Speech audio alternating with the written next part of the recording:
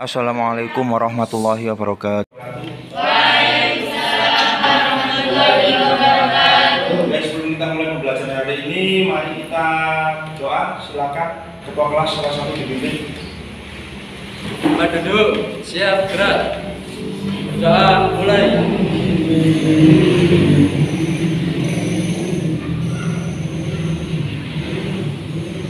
Selesai. Oke, kemarin kita sudah mempelajari tentang jenis-jenis energi terbarukan. Nah, sekarang kita akan melakukan penyelidikan ya terkait energi terbarukan di Indonesia. Sebelum ke sana, Indonesia ini memiliki iklim apa kira-kira? Tropis. Tropis ya. Kalau tropis itu sinar mataharinya bagaimana kondisinya? Tinggi atau rendah? Tinggi ya. Itu bukti kalau sebenarnya tenaga surya di negara kita itu sangat melimpah. Tapi kalau sampai lihat di sekitar kita, ada nggak yang sudah memanfaatkan tenaga surya? Kita harusnya ini ya, kalau kita lihat di sini, pemanfaatan energi surya di negeri subtropis. Kalau kita bandingkan, sebenarnya subtropis dengan tropis, mataharinya banyak mana sinar mataharinya? Tropis ya. Tapi kita cek di sini. Ini adalah pemanfaatan energi surya di negeri subtropis di Eropa. Negara mana ini? Belanda. Pelajari ruang baru untuk energi surya. Ya, jadi Belanda yang energi suryanya sedikit, dia masih terus ingin meningkatkan potensinya. Yang kedua, ini lebih mencengangkan ya. Belanda punya jalan penyerap tenaga surya pertama di dunia. Jalan raya di Belanda itu menyerap panas, yang panasnya dimanfaatkan untuk pembangkit listrik di Belanda. Nah, ini harusnya kita sebagai negara tropis yang memiliki lebih banyak kekayaan sinar matahari, intensitas matahari, harusnya lebih giat memanfaatkan surya dibanding negara subtropis. Sampai sini paham ya? Tujuan pembelajaran yang akan kita lakukan hari ini. Pertama, dari tampilan data yang akan saya tampilkan tadi, kalian diharapkan bisa menemukan permasalahan terkait pemanfaatan energi terbarukan di Indonesia. Kemudian yang kedua, menganalisis ya, penyebab kenapa di Indonesia ini energi terbarukannya masih sangat minim. Kemudian yang ketiga, setelah menganalisis, menemukan masalah, barulah saya harapkan setelah kita melakukan pembelajaran hari ini, kita bisa memecahkan permasalahan terkait minimnya pemanfaatan energi terbarukan di Indonesia. Ketiga ya, menemukan, menganalisis, kemudian memecahkan permasalahan. Selanjutnya, di ruang penilaian hampir sama dengan yang sebelumnya. Pertama ada penilaian sikap. Sikap ini bisa sikap spiritual, bisa sikap sosial. Yang akan saya lakukan penilaian sini adalah sikap sosial, yaitu ketika saya mengerjakan diskusi dan berdiskusi terkait permasalahan ini, nanti sampean keaktifannya akan saya catat. Siapa yang aktif, siapa yang biasa-biasa saja, siapa yang pasif akan mendapatkan reward yang berbeda, akan mendapatkan nilai yang berbeda. Itu untuk penilaian sikap. Kemudian untuk penilaian kognitif atau pengetahuan.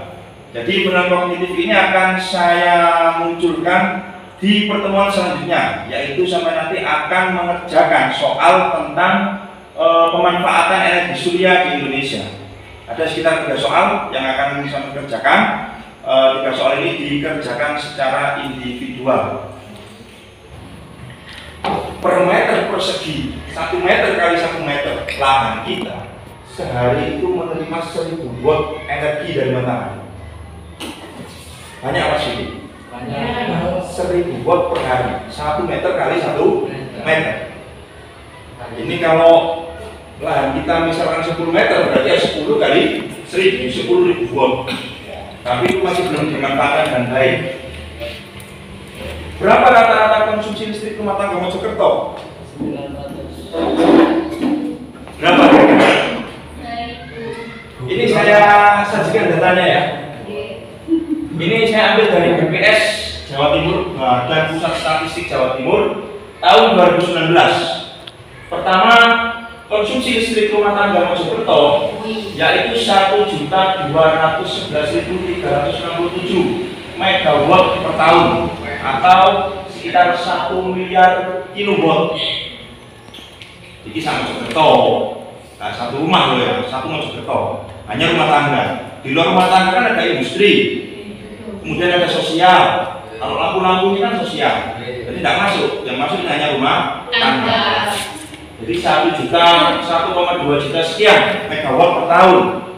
Kemudian jumlah pelanggan listrik di tahun yang sama itu 1.043.183 pelanggan. Jadi dari sini bisa kita tentukan rata-ratanya konsumsi listrik rumah tangga per tahunnya itu 1.200.000 dibagi 1.043.000, ketemunya 1,16 megawatt per tahun per pelanggan. Jadi satu pelanggan atau satu rumah misalkan itu menghabiskan sekitar 1,16 megawatt per tahun. Kalau per bulan berapa? Jawaban kalau per bulan 30. Ini 1 tahun. Kalau jadikan per bulan dibagi 12, bagus. Nah, ketemunya 1 bulan per rumah rata-rata di seluruh Kabupaten Mojokerto menghabiskan sekitar 96,67 kilowatt. Jadi nggak sampai 100. Kalau 100 kira-kira habisnya ya 113.000 per bulan. Nah, ini kebutuhannya. Silakan diingat-ingat ya, 96,67. Potensi tenaga surya tadi per meternya berapa?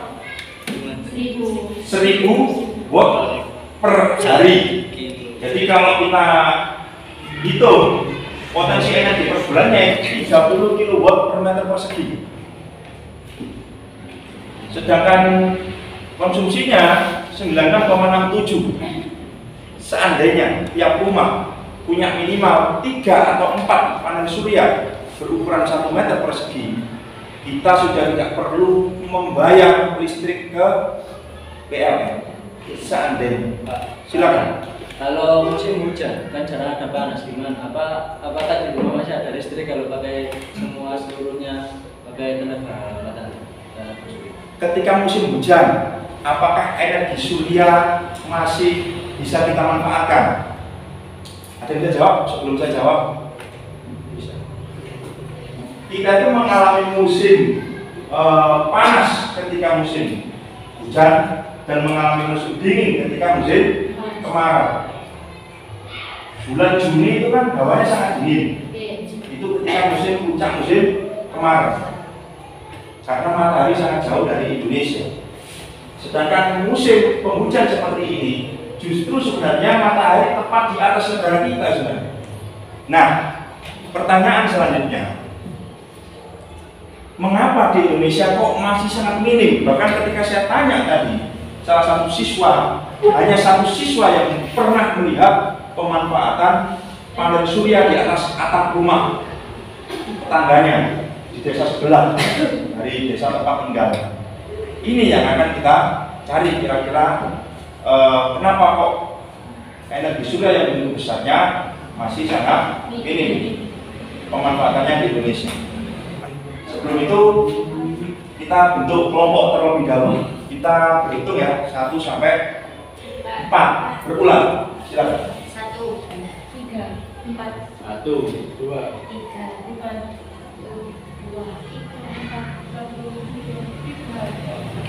4.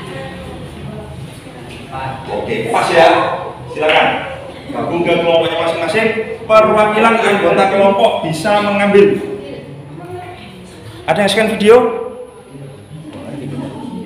Scan artikel siapa? Scan artikel? Artikel. Nah, artikel.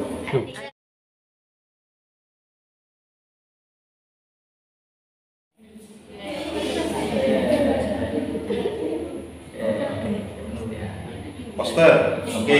Video. Temukan Tapi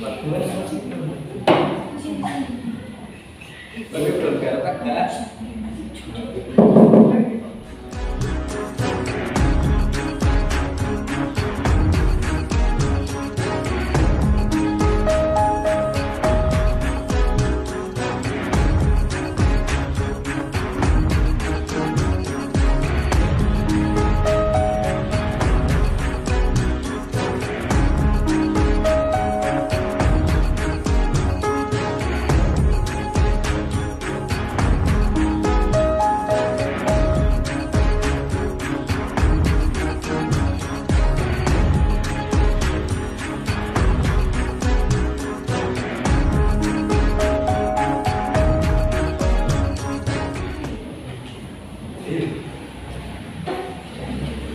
Coba scan yang video.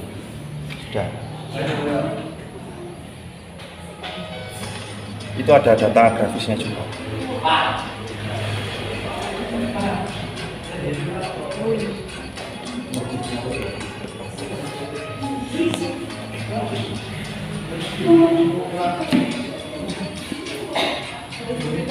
Kalau kurang paham bisa diulang lagi.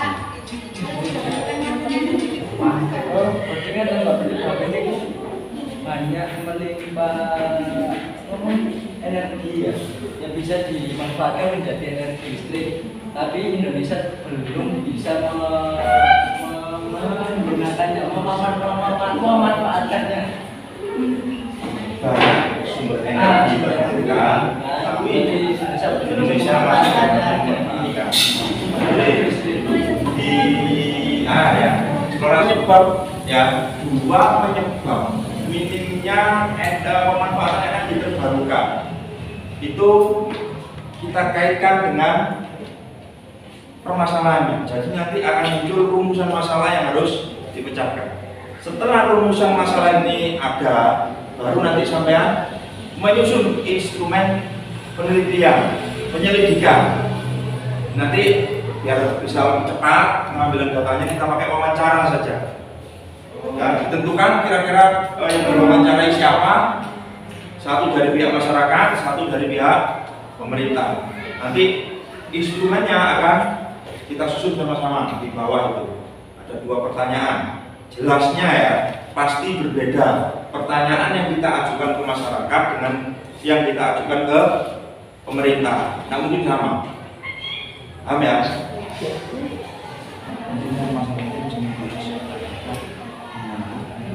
Minimnya sosialisasi.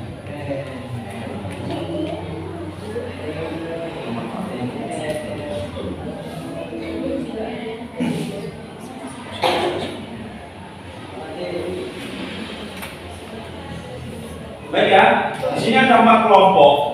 4 kelompok ini akan saya bagi lagi jadi 2 garis besar.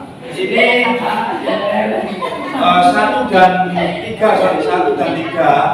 Mana yang kelompok 3? Nah, 1 dan 3 nanti kena yang pemanfaatan energi terbarukan tenaga surya. Sedangkan 2 dan 4 nanti pemanfaatan energi bioenergi. Jadi kita penelitiannya di sekitar wilayah kita sendiri. Jadi kita nggak perlu ke Menteri SDM ya, terlalu tinggi kalau kita. Pak, saya mau wawancara Menteri SDM, jadi kita lihat di sekitar kita saja. Jadi ternyata masih banyak yang belum memanfaatkan itu.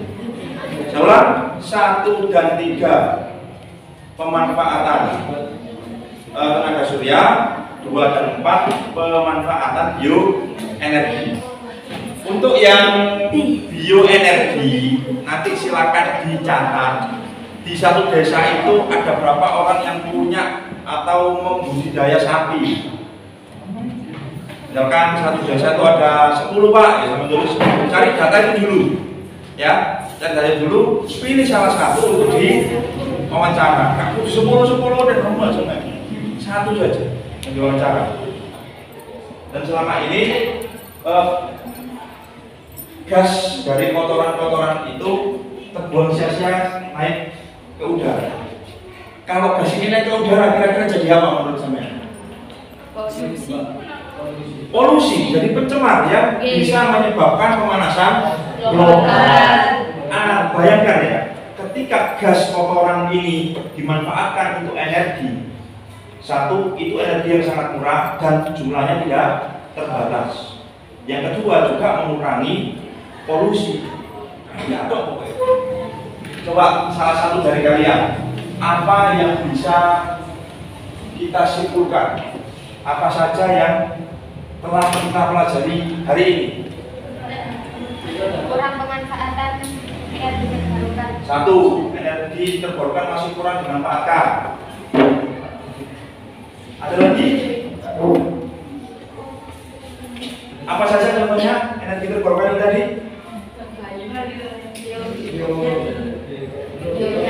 Biogas, panel surya. Yang di media sering banyak apa tadi? Tenaga air, tenaga angin. Ada lagi? Nah, itu materinya. Terus apa saja yang akan kalian lakukan setelah ini? Satu, wawancara, melakukan penyelidikan, observasi. Untuk kelompok yang bioenergi tadi mengamati apa?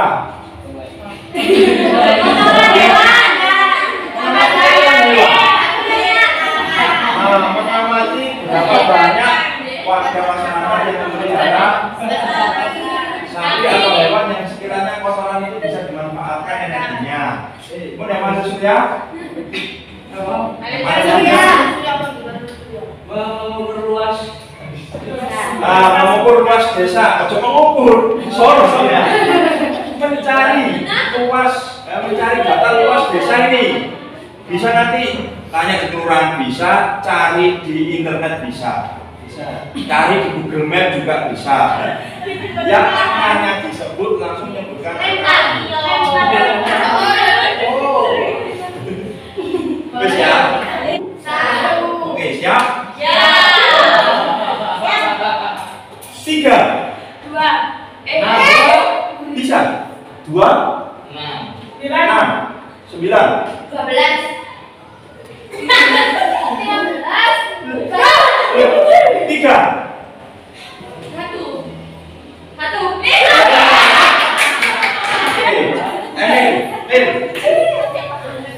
Energi terbarukan di Indonesia tadi ada apa saja nih? 4 saja nih. Tenaga listrik.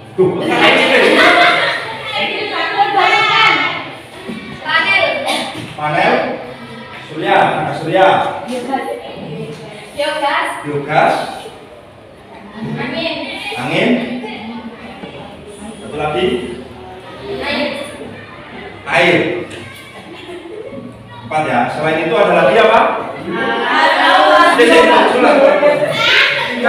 2, 1. 3. Urut.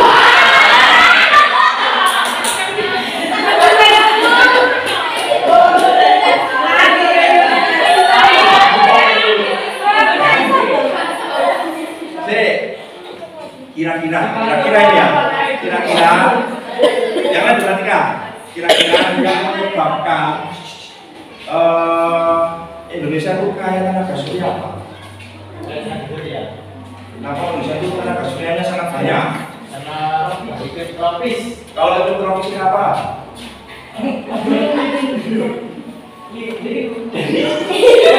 Ayo, ada yang bisa bantu. Kalau itu tropis, energi sinar mataharinya lebih banyak. Yang tidak digunakan silakan ditulis apa saja yang sudah kalian dapatkan dari pembelajaran hari ini. Cepetan.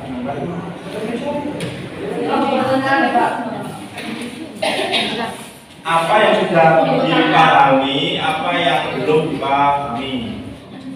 Apa saran kalian untuk pembelajaran selanjutnya?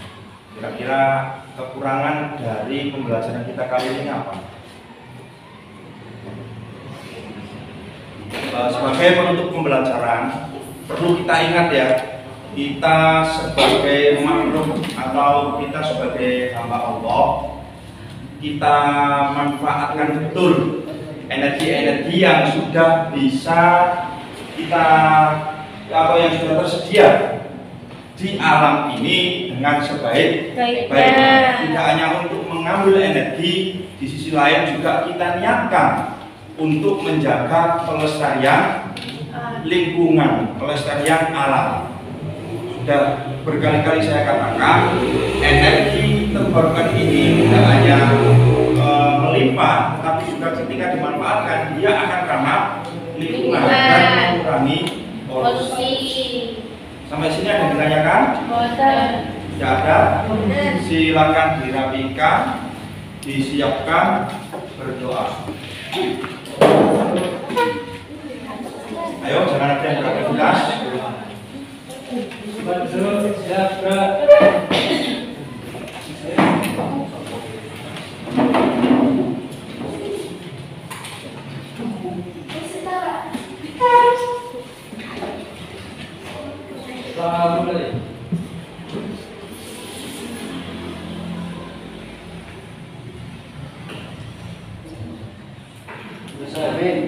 Baik, terima kasih. Tolong betul-betul dikerjakan ya observasi dan wawancaranya tadi.